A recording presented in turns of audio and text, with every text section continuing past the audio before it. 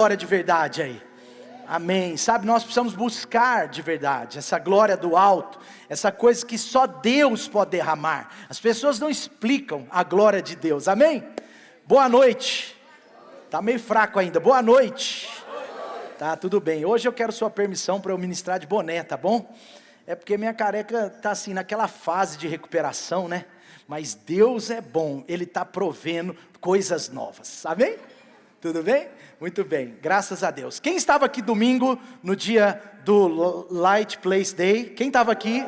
Graças a Deus, foi maravilhoso, né? O que nós fizemos aqui, palavra de Deus incrível, histórias verídicas de milagres sendo contadas, sendo ministradas, e você não sabe como o testemunho de uma pessoa edifica a nossa vida, e às vezes o nosso testemunho, né, como liderança da igreja, está edificando tanto a sua vida, encorajando você. Eu já recebi testemunhos poderosos, não é, desse domingo, do que Deus fez, mas tem muitos testemunhos ainda para acontecer na vida de todos que estavam aqui, amém?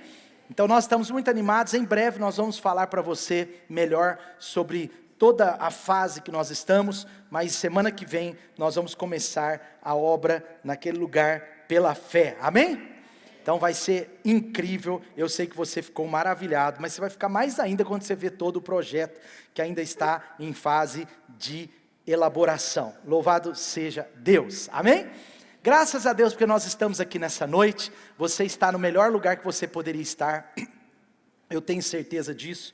Eu peço, por gentileza, depois só dá uma melhorada no meu retorno. Tem alguma coisa que eu estou ouvindo minha voz 2 vezes, então acho que está desequilibrado com o PA, tá bom? Muito obrigado. Eu estava falando então que você está no melhor lugar que você poderia estar, e hoje eu quero falar sobre algo que é tão importante para você, sabe, porque se tem uma palavra que Deus ama que os seus filhos aprendam, é sobre avanço, e essa palavra eu quero que você diga comigo assim, diga promoção. Promoção. Quem gosta de ser promovido? Alguns não gostam. Na verdade, talvez você não sabe o que é ser promovido, né? Mas quem gosta de ser promovido aí, de verdade? Sabe, praticamente todo mundo, né? Agora todo mundo se manifestou, mas não pode ser sob pressão, né, pastor? Não. Mas eu acredito que todo filho de Deus ama ser promovido. Por quê? Porque o primeiro e maior interessado na minha e na sua promoção é o Senhor Deus. Diga assim: Deus é o meu Pai, e ninguém é mais interessado no meu crescimento, na minha promoção, do que Ele. Amém? E você vê nas escrituras como que Deus estabelece processos de promoção na vida daqueles que temem a Deus. Por exemplo, quando você olha para a vida de José, nada mais, nada menos, a vida de José é uma escalada de promoções, até o dia que ele chegou no grande propósito de Deus para a sua vida, que não era apenas ser governador do Egito, mas era José também ser aquele que salvaria o seu povo da fome, amém? Está comigo aí? A palavra de Deus mostra, por exemplo, no Novo Testamento, a evolução do ministério de Deus, do chamado de Deus, na vida, por exemplo, do apóstolo Pedro. O apóstolo Pedro é chamado para ser um discípulo, e você percebe que depois, quando Jesus está sendo, quando Jesus é ressurreto, ele ressuscita, você percebe que ali há uma promoção. Pedro agora não é mais um discípulo somente de Jesus, agora ele passa para um nível muito apostólico. Ali acontece uma virada de chave na vida de Pedro, e Pedro agora está sendo promovido por Jesus, amém ou não? Faz sentido ou não? Último exemplo, na vida do apóstolo Paulo. O apóstolo Paulo se converte na estrada de Damasco, ele é batizado, ele é discipulado, mas ele tenta se promover, não por mal, ele não era arrogante, orgulhoso, ele tinha um santo ímpeto, mas o apóstolo Paulo, ele tenta se promover, ele vai até Jerusalém, mesmo com Barnabé o ajudando, mas lá em Jerusalém, o apóstolo Paulo é rejeitado, diga comigo, rejeitado. Ele foi rejeitado pelos apóstolos, num primeiro momento, ele não foi aceito, Mas você percebe na história do apóstolo Paulo, como ele vai sendo promovido por Deus, na sua maturidade, na sua fluência, na sua influência, no seu chamado apostólico, no seu ministério. A vida do apóstolo Paulo é uma vida facilmente, onde você consegue identificar uma promoção, outra promoção, e Deus vai usando cada vez mais. Então esse mesmo Deus do apóstolo Paulo, do apóstolo Pedro, de José, de Davi, de tantos que foram promovidos por Deus nas Escrituras, é o mesmo Deus nosso, é o nosso Pai, é o meu Deus, é o seu Deus, e Ele é o cara interessado na sua e na minha promoção, no meu e no seu crescimento. Faz sentido? Deus quer uma igreja que avance, Deus quer filhos que cresçam na fé, que cresçam nas áreas diversas da sua vida. Se você é um pai bom, você pode ser um pai melhor ainda amanhã. Se você é um bom marido, amanhã você pode ser um melhor marido ainda, porque não há limites para as promoções que Deus tem para a sua vida. Não tem limites, amém?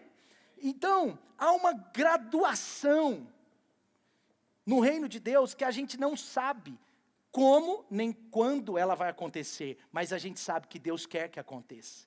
A gente não percebe, não é como a graduação aqui que a Vitória está fazendo, né, Vitória? Que daqui a pouco você já vai formar, 2029, daqui a pouco? Está pertinho, né? 2029, quem já está no último ano da faculdade aí? Aí, parabéns, olha lá, do último ano. Então, 2024, eles vão se formar. 2028, a Vitória vai se formar. Por quê? É uma graduação que a gente sabe quando. Mas no reino de Deus, às vezes nós não sabemos quando. Mas nós precisamos estar prontos. Nós precisamos estar preparados. Porque Deus quer nos promover. Ele ama promover os seus filhos. Amém? Agora, como Deus trabalha para nos promover? E eu quero falar dessa ideia da promoção com um viés profético para você entender, né? A maneira como Deus trabalha para nos promover. Como será essa maneira? Primeiro, guarde isso, isso é muito importante. Deus trabalha para nos promover através de testes, assim como na vida real.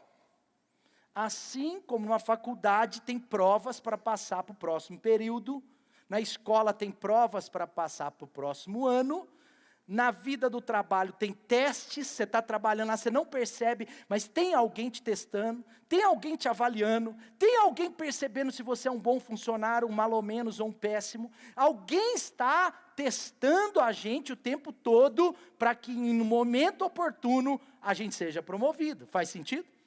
Deus é o criador desse negócio, Deus que Ele testa a gente na medida que a gente vai necessitando ou apontando para promoções. E são muitos os testes na jornada que Deus tem para nós, que vão nos promover ou não.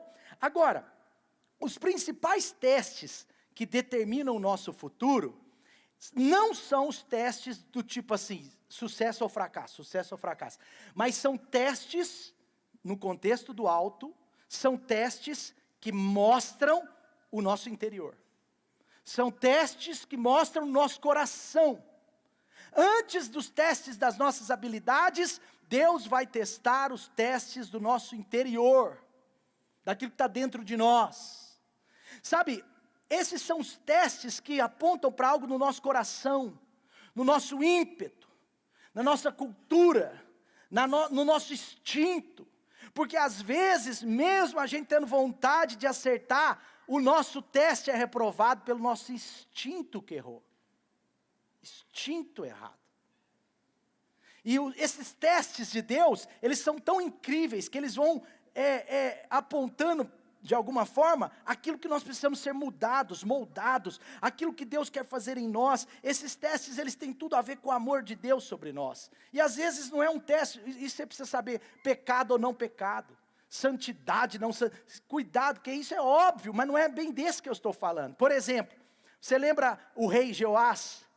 O rei Jeoás foi testado por Deus. Ele era um rei, e agora ele vai atrás de Eliseu, nos últimos dias da vida de Eliseu. Essa história nós já pregamos, tem aquele livro maravilhoso, A Última Flecha, do Irving McManus. Mas esse rei, ele vai em busca de uma palavra profética. Ele, em outras palavras, está dizendo, eu quero ser promovido. E o profeta pergunta, como assim? Ele diz, eu sou o rei, eu preciso agora vencer todos os exércitos que estão me cercando, inclusive o da Síria. Ele estava cercado. Se ele perdesse aquela guerra, ele era reprovado. Mas se ele vencesse aquela guerra, ele e toda a sua nação seriam promovidos. Promovidos. Agora preste atenção. Ele chega, ele tem 5 ou 6 flechas, a gente não sabe se era 5 ou 6, mas ele tinha no mínimo 5, ele tinha 5 ou 6 flechas, e o profeta diz, sim, você vai vencer todas. Então pegue as suas flechas, aponte para a janela, lance a primeira, e depois você lança as flechas. O profeta não falou 5, 6, 7, mas falou, lance as flechas. E a Bíblia diz que o rei Joás, ele pega a primeira flecha, lança, ele pega a segunda flecha, lança, ele pega a terceira flecha e lança, mas ele para ali. Ele não sabia que estava sendo testado, mas Deus estava testando ele para ver até onde ele venceria. Sabe, se esse rei pudesse fazer aquele teste de novo, vocês acham que ele faria ou não? Faria ou não? O que vocês acham? Sim ou não? Se ele pudesse fazer o teste de novo, ele faria ou não? Claro, ele foi reprovado. Deus diz através do profeta Eliseu que ele não poderia ter parado. Ele teria que continuar. E aqui tem lições importantes, não da habilidade daquele rei, porque a habilidade daquele rei com as flechas era tremenda, não era sobre a habilidade das mãos do rei, mas é sobre o seu pensamento, sobre a sua mente, sobre o seu coração, sobre as suas intenções. O rei Jeoás, ele mostrou para Deus no seu teste, e nesse caso, ele foi parcialmente aprovado, ou parcialmente reprovado, mas ele mostra para Deus que a sua vontade era talvez não vencer tudo, que talvez a sua disposição era parcial. Ele mostra para Deus aquilo que o seu instinto produziu, talvez não era a sua vontade, porque ele não gostou da resposta de Deus, mas era o seu instinto. Joás agiu no seu instinto, ele teve a oportunidade de vencer todas as guerras ao seu redor, mas ele só venceu 3, ele só venceu uma parte, porque ao invés dele lançar todas as flechas, dele bater todas as flechas lá no chão, aquela ideia toda, ele para no meio, e ele viveu talvez como alguém sem toda a paixão necessária para o seu chamado. Ele foi tido assim na ideia bíblica, como aquele rei que faltou dar o seu melhor. Por isso tem o livro A Última Flecha, que talvez é a flecha que muitos não lançam, porque param na metade, porque não lançam o seu melhor, dão o bom quando Deus está dizendo, eu não quero o bom, o seu bom eu não quero, eu quero o seu ótimo, o seu excelente, o seu melhor é que vai trazer a sua melhor promoção. E ele foi tido como um rei que faltou energia, faltou fé, faltou algo que Deus considerava importante. Em outras palavras, Jeoás não foi totalmente aprovado, porque lhe faltou ir até o seu limite. Quando ele parou na metade, esse foi o teste da vida dele. Sabe por que eu estou dizendo isso? Porque Deus está à procura de pessoas para fazer delas grandes pessoas. Deus está à procura de pessoas comuns para fazer delas grandes pessoas. Deus está à procura de pessoas comuns, mas para trazer para elas um grande chamado. Deus está à procura de pessoas normais como eu e você, para que Ele observe um coração disposto a caminhar a milha extra, disposto a obedecer a Deus até o fim, entregar a sua vida ao reino de Deus e a sua vida a outros. Deus, Ele quer essas pessoas que estão dispostas a fazer o melhor para que Ele possa confiar uma promoção. Porque assim como no trabalho, é promovido aquele que faz o melhor, no reino de Deus, Ele olha para dentro do nosso coração, nem sempre é das nossas habilidades, dos nossos frutos, mas daquilo que está aqui dentro, e Ele sabe a intenção do coração. Uma pessoa, ela pode estar servindo até aparentemente com o melhor, mas se o seu coração estiver com o pior, ou com algo inferior ao melhor, certamente, num teste de promoção, Deus não aprovará. Porque Deus, Ele está ligado a algo do coração. O que reprovou Jeoás, ou parcialmente o aprovou, não foi a falta de habilidade com as flechas, mas foi a limitação da sua disposição do coração. Quantos estão entendendo até aqui? Está comigo aí? E agora eu quero entrar no principal dessa palavra, através da relação de Elias com Eliseu. Elias estava desanimado, agora eu estou lá na história de Elias. Elias está desanimado. Ele tinha acabado de enfrentar os profetas de Baal. Ele estava com a sua energia interior sugada. Alguns acreditam, a Bíblia não é clara nisso, que Elias estava num processo de uma espécie de depressão. Ele estava num baixo nível de energia.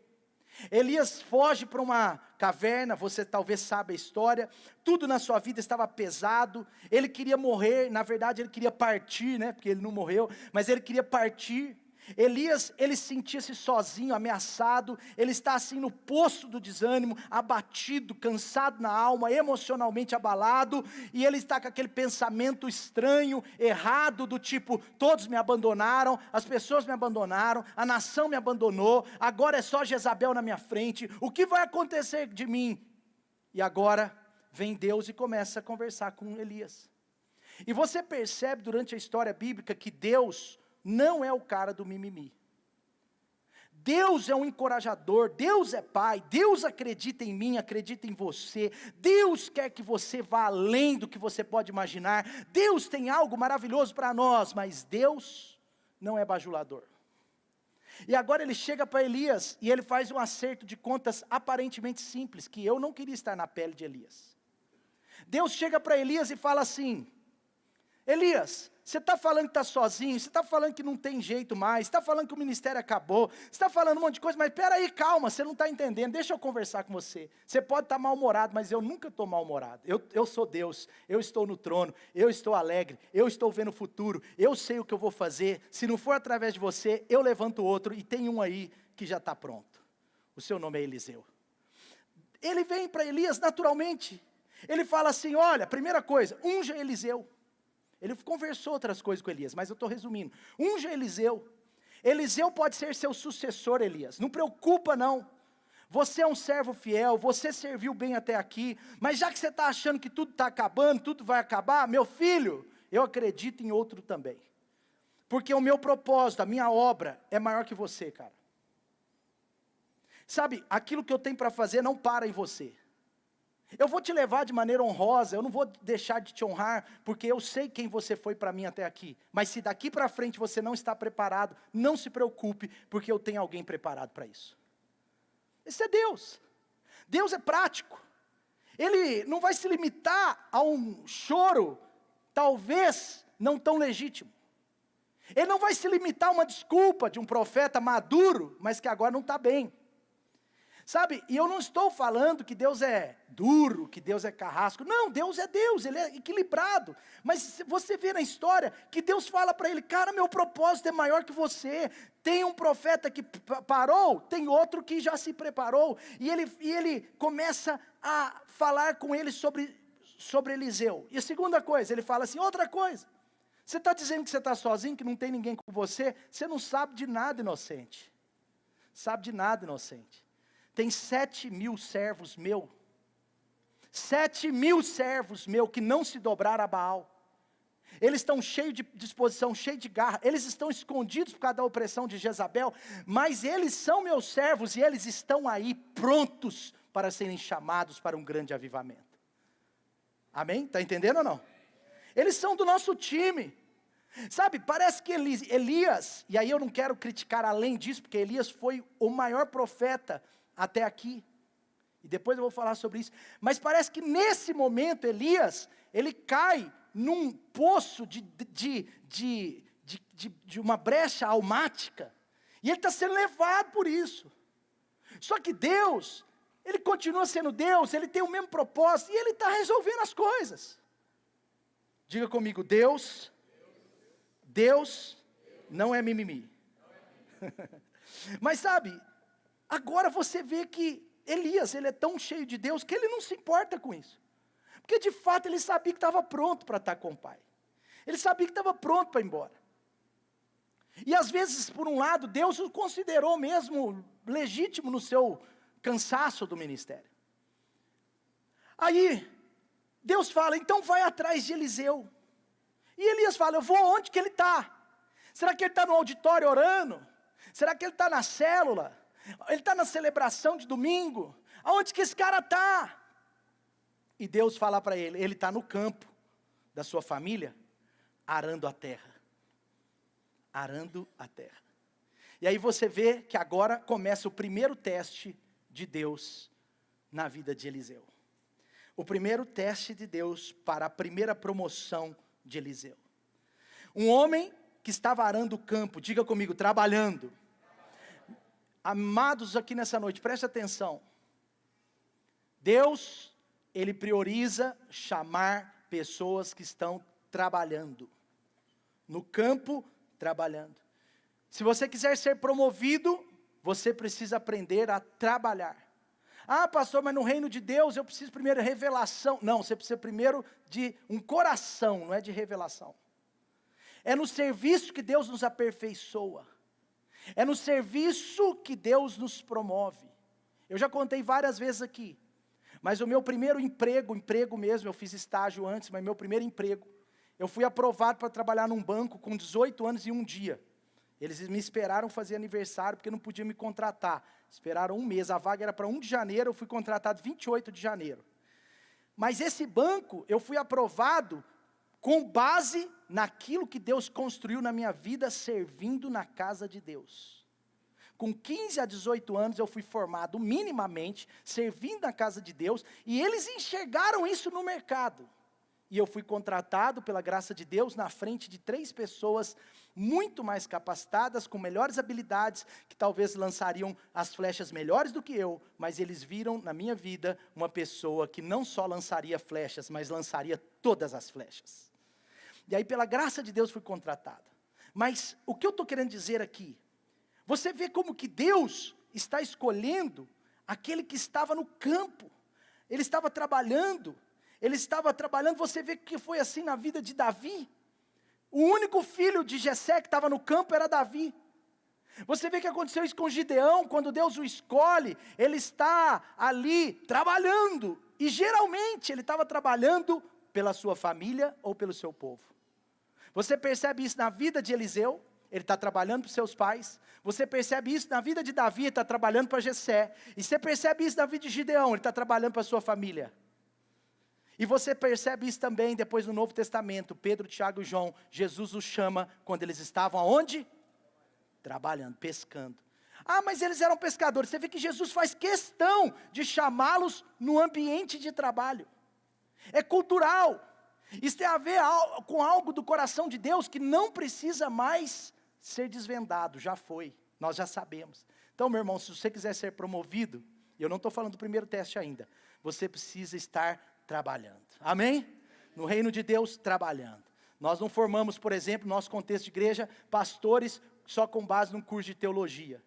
Muitas igrejas se deram muito mal, porque formaram teólogos, e eu não sou contra, de jeito nenhum, não é? De jeito nenhum, mas formaram teólogos, mas que não trabalham, não cuidam, não têm prática, não sabem liderar, não cuidam de pessoas. São pessoas hiper estudiosas, mas que não sabem lidar com a prática do ministério. E aí quando chegam na realidade do ministério, são péssimos pastores. Por quê? Porque tem a teoria sem a prática. Estão entendendo? Sim ou não? Então, você vê que Deus está escolhendo trabalhando. Mas vamos ao teste. Primeiro teste de promoção de Eliseu. Olha o que aconteceu aí, 1 Reis 19, 19. 1 Reis 19, 19. Então Elias saiu de lá, encontrou Eliseu. Ele estava arando 12 parelhas de bois, conduzindo a 12ª. Elias o alcançou, lançou sua capa sobre ele. Então Elias ele chega e já joga a capa sobre Eliseu. A história diz que é provável que Eliseu fazia parte de uma das escolas proféticas de Elias. Mas querendo ou não querendo, Deus escolhe Eliseu e Elias chega e joga a capa. O que era a capa? Era a unção, era o seu manto. Era aquilo que Deus tinha sobre ele, agora ele está compartilhando. E aí Eliseu percebeu, Eliseu deixa os bois e corre atrás de Elias. Então olha só, Elias, gente, olha o jeitão do cara. Entenda, é sobre isso que eu quero falar. O jeitão de Elias. Ele joga a capa, e sai correndo. Eu fico imaginando a cena, que cara doido.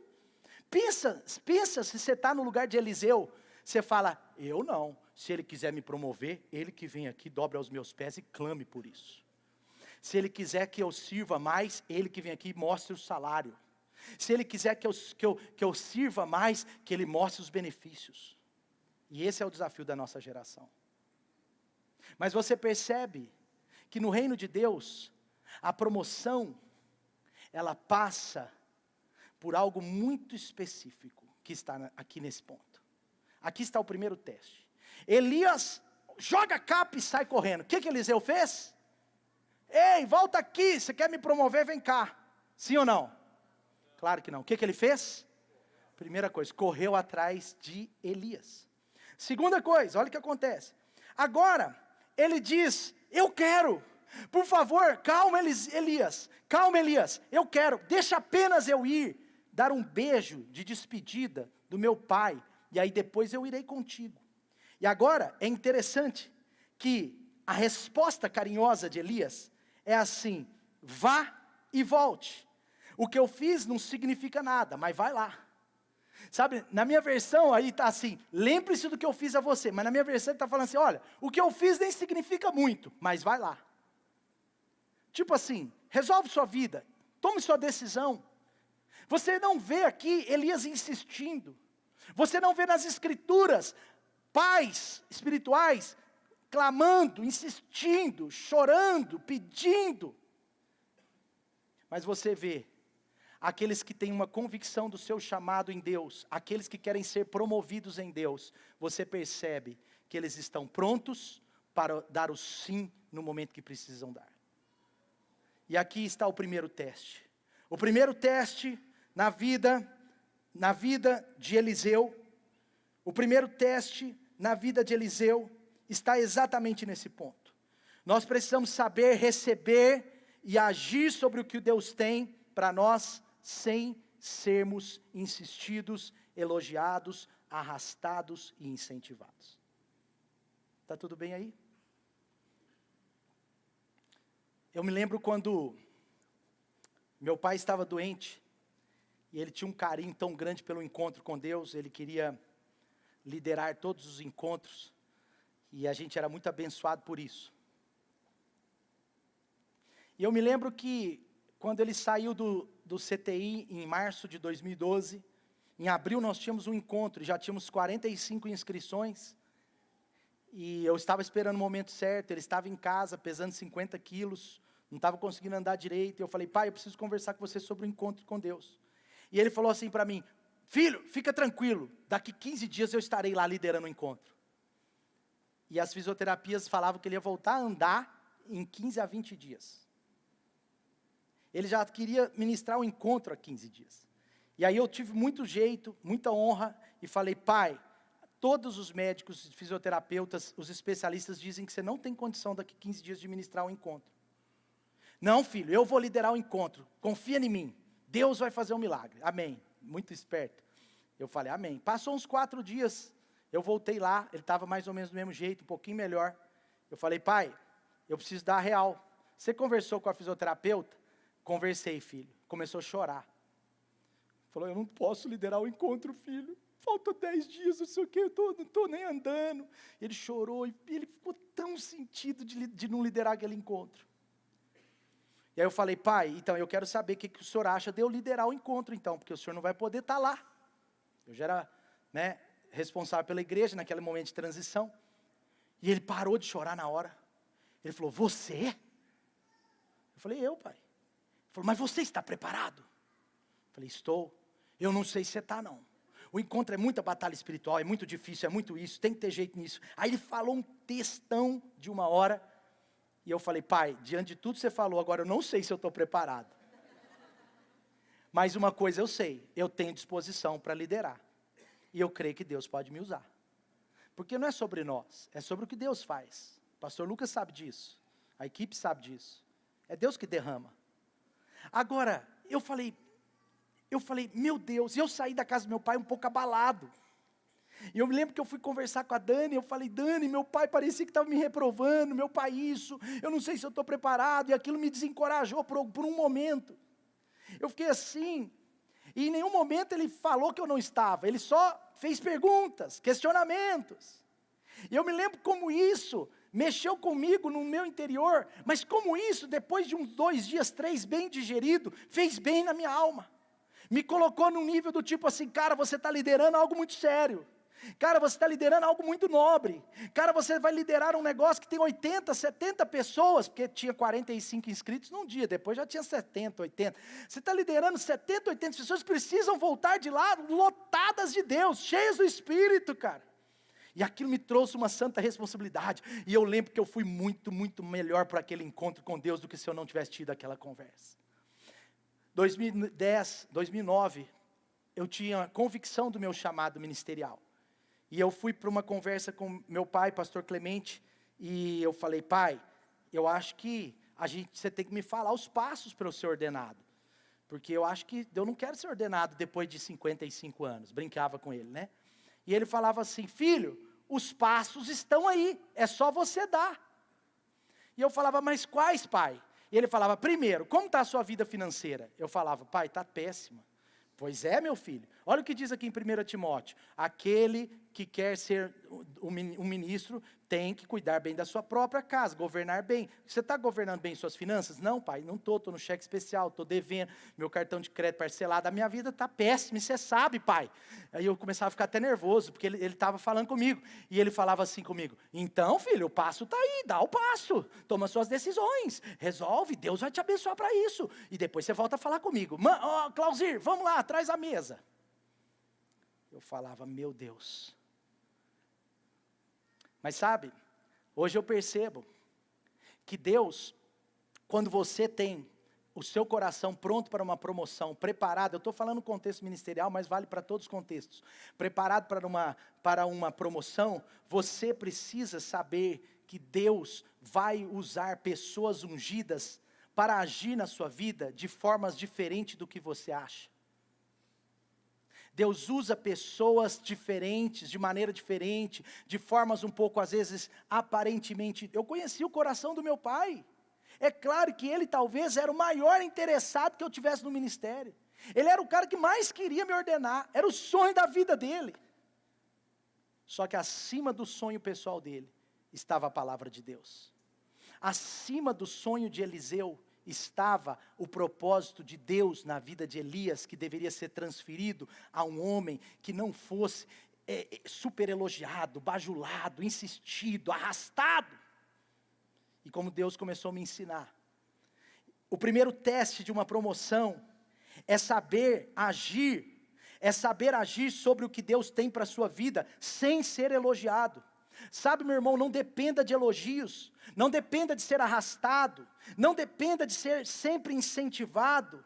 Sabe por quê? Nós podemos ter pessoas que não firmam no chamado que Deus deu, porque são pessoas viciadas em elogios. E quando falta o elogio, falta o chamado, se a coisa estiver ligada. Sabe, pessoas viciadas em incentivos humanos, esse é o ponto. Agora, você pode estar pensando, pastor, você é contra o elogio? De jeito nenhum, meu irmão. Mas os elogios, os incentivos, os impulsionamentos, as palavras de encorajamento precisam existir, sim. Mas elas têm que ser complemento. Elas têm que ser aquela gota que faltava. Elas têm que ser aquele empurrãozinho só para dar um sopro, não sei se vocês estão entendendo, mas elas não podem ser a causa do seu chamado, elas não podem ser a causa da sua promoção, Deus não quer pessoas sendo promovidas por empurrão, por muito elogio, por muito, por bajulação, né? Por que eu estou falando isso? Porque quem vive de elogios, vai morrer pelas críticas quando tiver. Quem vive de elogios, quando vem as críticas, vai viver delas. E se viver de críticas, enterra o seu chamado. Essa área precisa ser testada na minha vida e na sua vida. Quem depende de elogios para seguir, pode não seguir tão longe assim. Quem depende de elogios para seguir em frente, pode um dia seguir para trás. Entre aspas, quando os elogios faltarem. Às vezes Deus usa pessoas para te apontar o futuro profético, mas não da maneira que você mais gosta. Às vezes Deus está ungindo pessoas, já ungiu pessoas para te abençoar, mas não da maneira que você queria. Às vezes Deus usa pessoas que têm a unção dEle para isso, para te orientar, para te às vezes dar um alerta, ou qualquer coisa do tipo, mas não um elogio, e você esperava que fosse pelo elogio. E por favor, eu não estou falando de nenhum maltrato, nunca, nenhum abuso, nenhuma grosseria, de jeito nenhum. Mas veja nessa história, Deus está usando Elias, mas ao invés de Deus usar com um monte de elogios, Deus está usando Elias do jeito dele. Amém? Está comigo aí? E como que Eliseu respondeu? Eliseu respondeu corretamente. E aqui está o ponto. Eliseu não precisou de um elogio, Eliseu não precisou ser arrastado, Eliseu se lançou, Eliseu sabia que quem o chamava era Deus, que Deus ia usar Elias apenas para dar um clique, para dar um point, para falar, é agora, mas ele sabia que o seu chamado já estava sendo construído há muito tempo, ele sabia da sua trilha, da sua jornada, ele sabia que era Deus quem o tinha convocado. Meu irmão, se Deus te convocou para uma promoção, os homens serão usados somente para um suplemento, mas a base da sua fé, a base do seu chamado, a base da convicção da sua promoção, precisa vir do Espírito Santo de Deus. Porque se falta o elogio, falta um profeta. Se Eliseu tivesse ido pelo elogio, pelo impulso, pela força de Elias, quando Elias subisse, ele perderia o seu chamado. E isso acontece no reino de Deus. As pessoas enterram o seu chamado quando a atmosfera muda, quando o que está bonança vira batalha. Por quê? Porque o seu chamado era pautado numa circunstância, mas Eliseu sabia quem o tinha chamado. Eliseu, mesmo Elias fazendo aquela grosseria, de certa forma, joga o manto, sai correndo, olha que coisa doida. Agora Eliseu sai correndo atrás, ei, o que está acontecendo? Peraí. Elias acho que fala logo que eu estou atrasado ali, porque agora eu tenho pouco tempo, já percebi que Deus vai me chamar. Eu acho que Elias estava num desespero. Elias falou, o que foi? Aí ele fala assim, eu quero, mas só deixa eu despedir dos meus pais e tal. E ele foi, despediu do pai, despediu da mãe, voltou, queimou os bois, queimou as carroças, fritou os bois, assou os bois, chamou todo mundo, fez a festa de despedida. Queimei minhas carroças e eu. Não tem a música? Eliseu que compôs essa música. Brincadeira. Mas Eliseu cantou essa música na prática. Eliseu foi lá, queimou as carroças, porque Eliseu não dependia de elogios para cumprir o que Deus tinha. O que tem que governar o seu chamado, a sua vida, é a palavra de Deus sobre ela. O que tem que governar o seu chamado é a palavra de Deus sobre a sua vida, é a palavra de Deus. Sabe o que vai trazer honra para o seu chamado? É obedecer à voz de Deus, é obedecer à palavra de Deus. Por favor, é claro, atente às vozes das pessoas que te incentivam, aceite elogios. Eu não estou falando contra elogios, eu estou dizendo para você não se ancorar neles, porque quando nos ancoramos, quando a nossa base são os elogios, quando a nossa geração só quer ser movida por recompensas, quando a nossa geração só quer ser movida por muito estímulo, a nossa geração pode estar entrando numa jornada perigosa.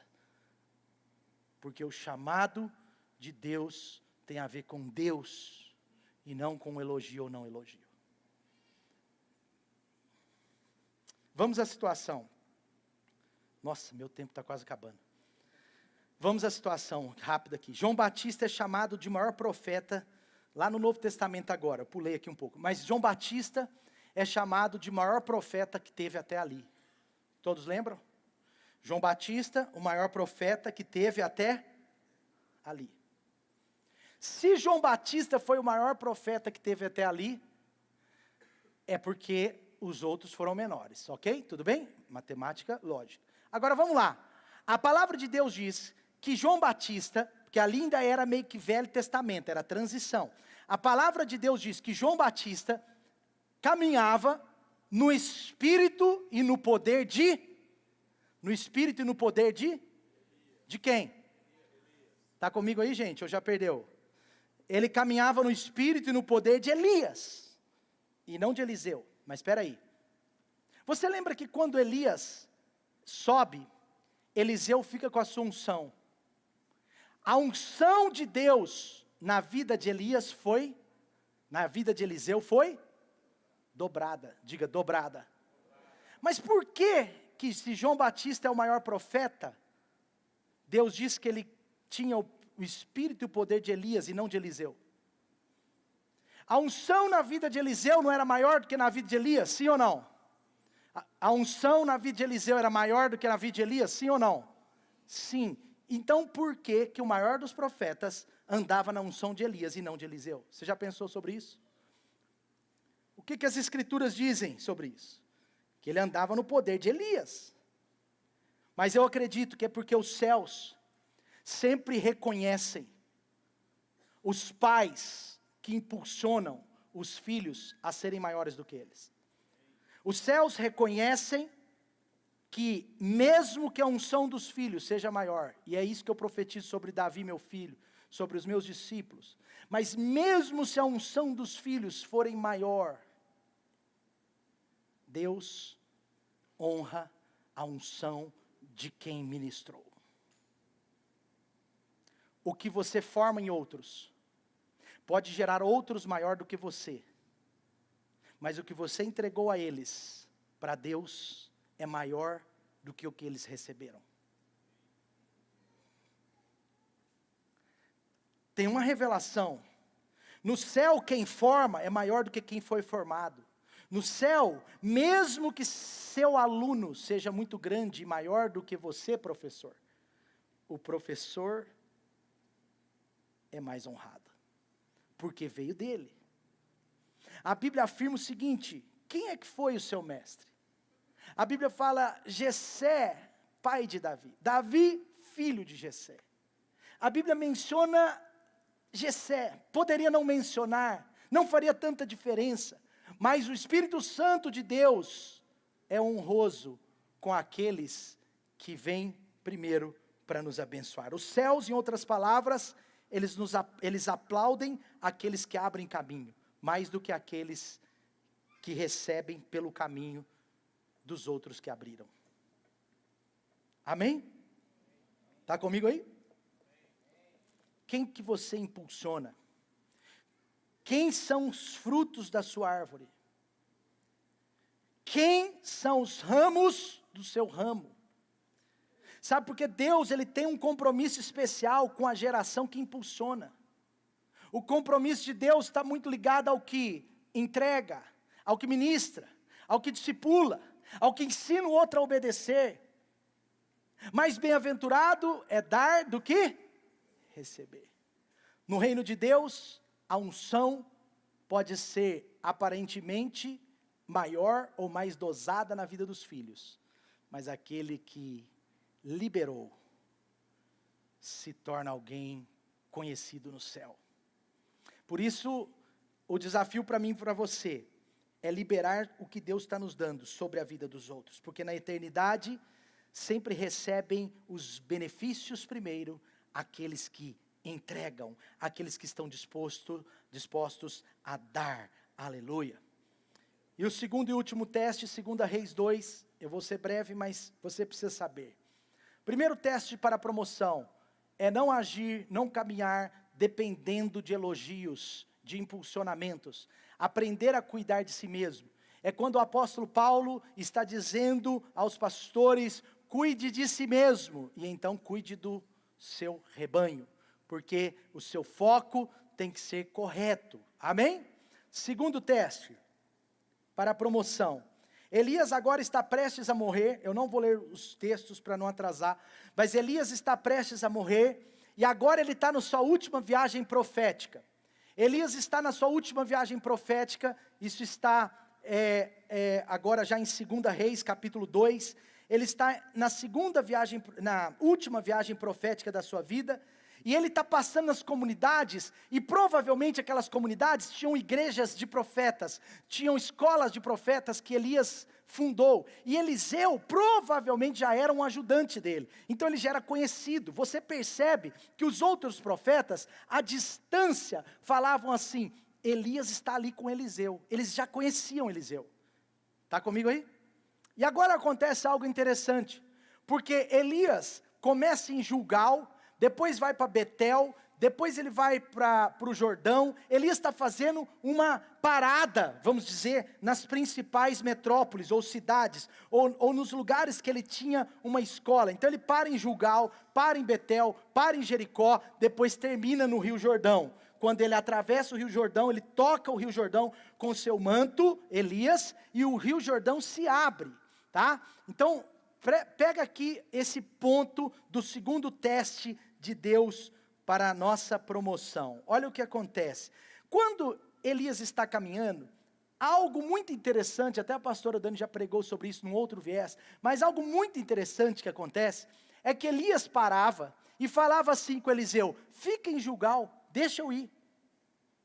Só que Eliseu sabia que o melhor, que a porção dobrada, que a unção maior, não estava ligada àquele local, mas estava ligado assim, ao canal que Deus usava para ele receber.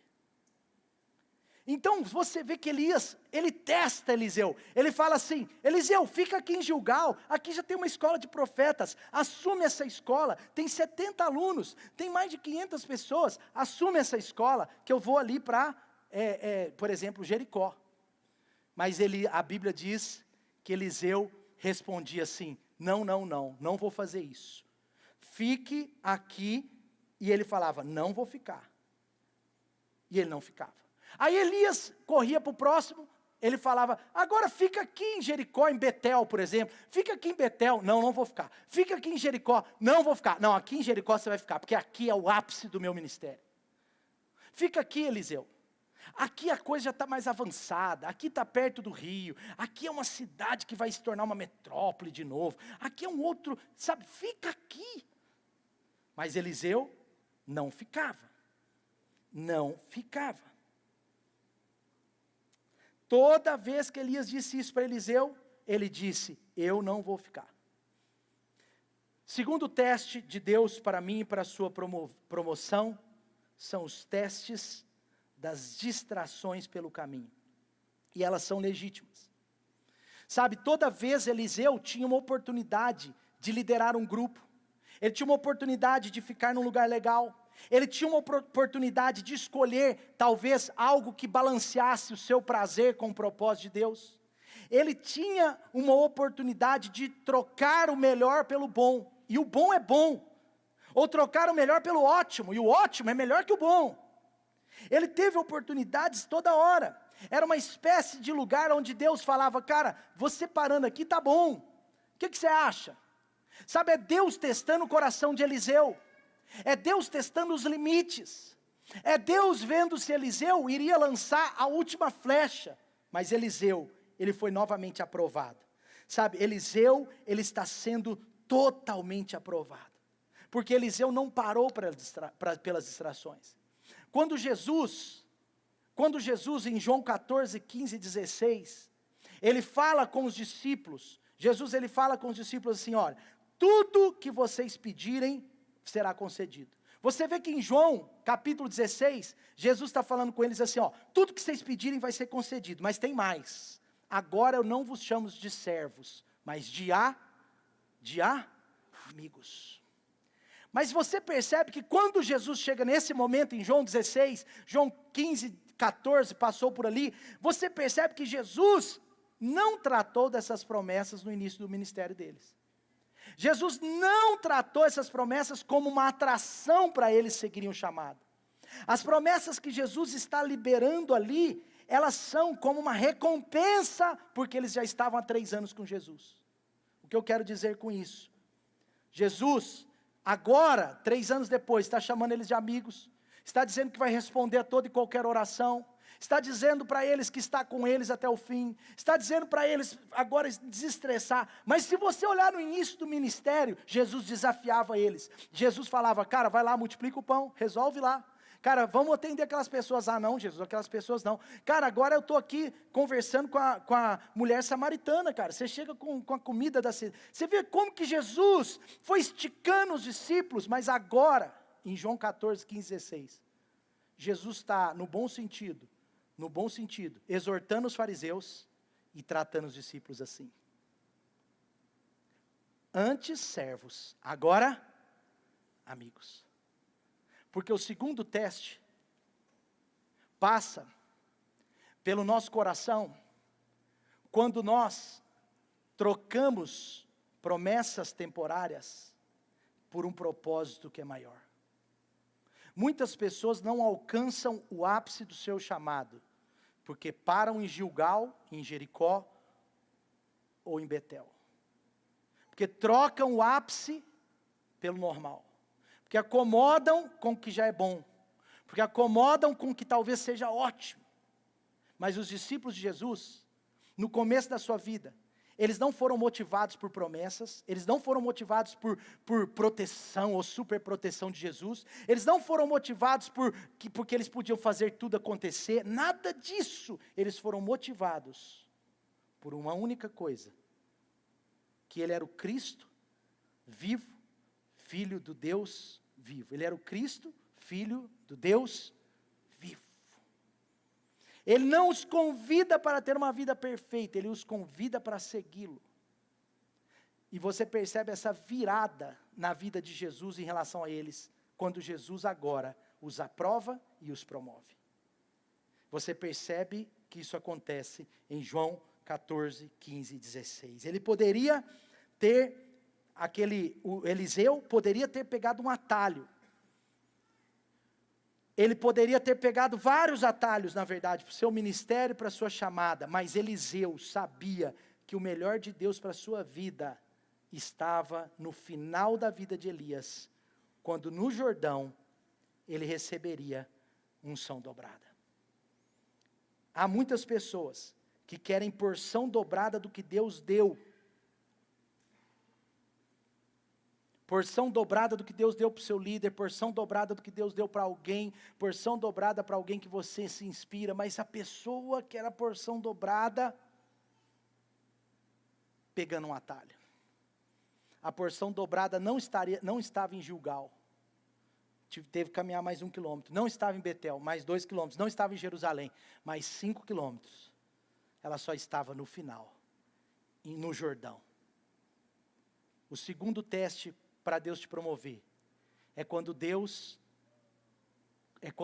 testa a sua resiliência até o fim.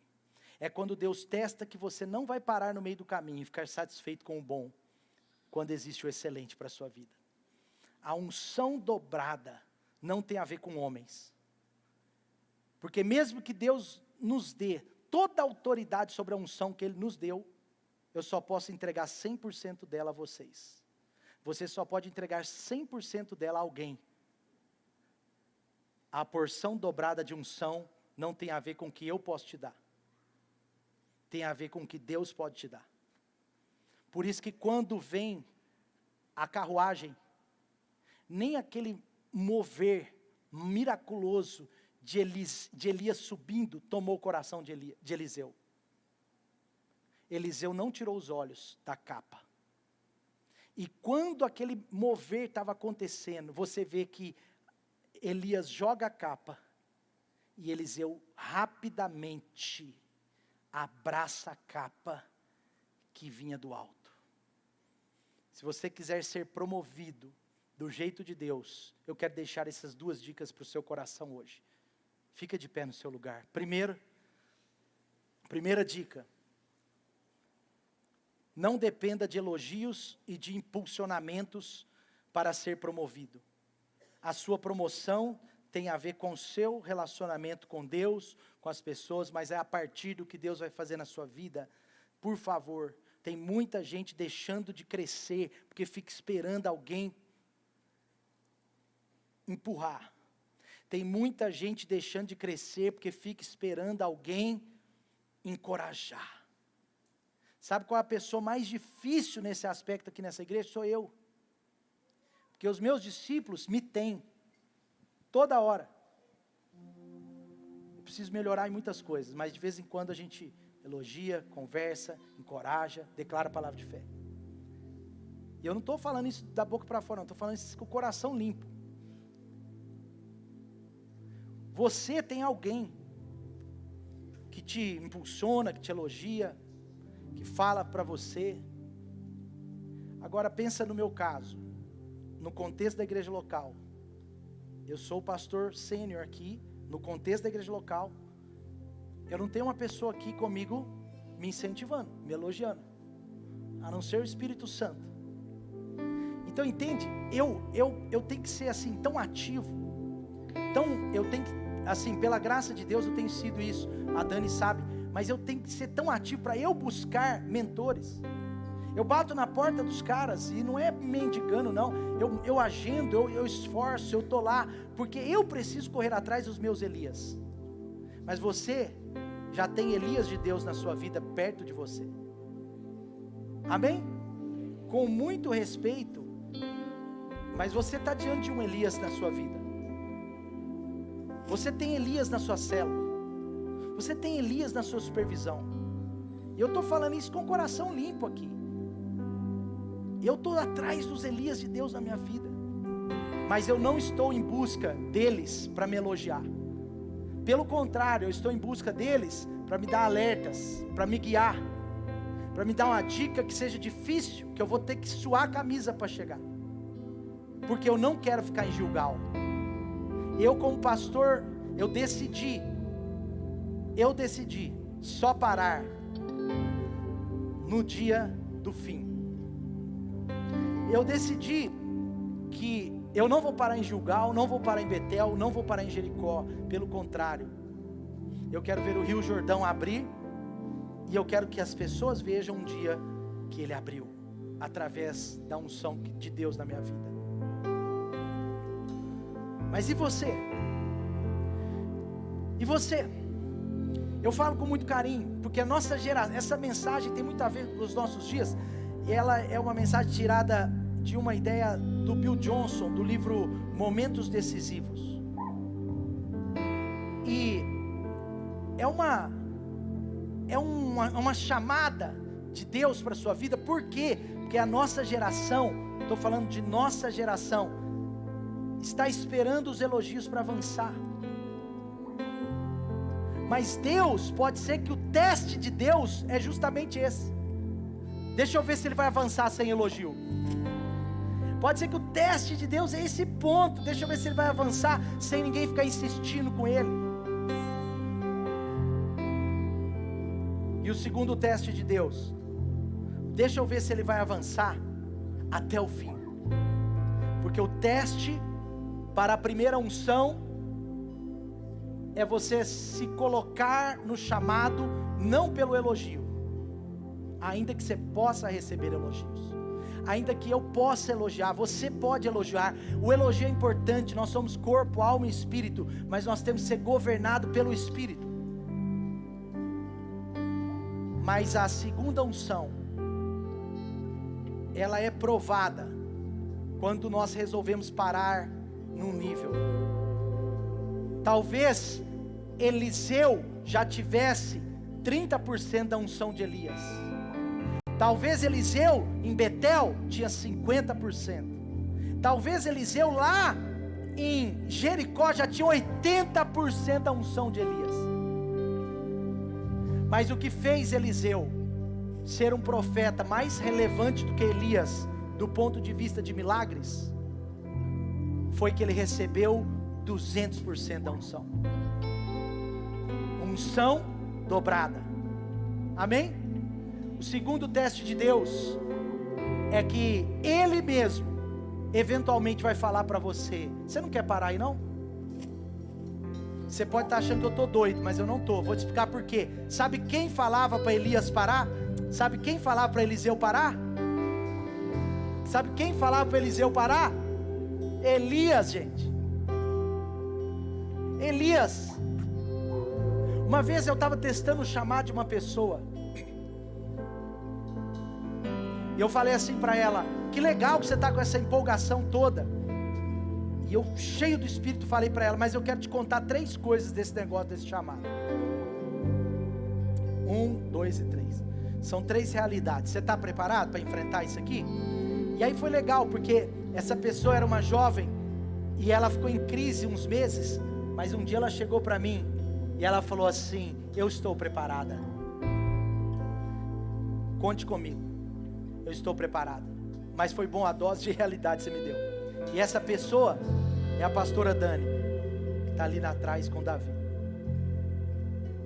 Né, meu amor? A gente não era casado ainda.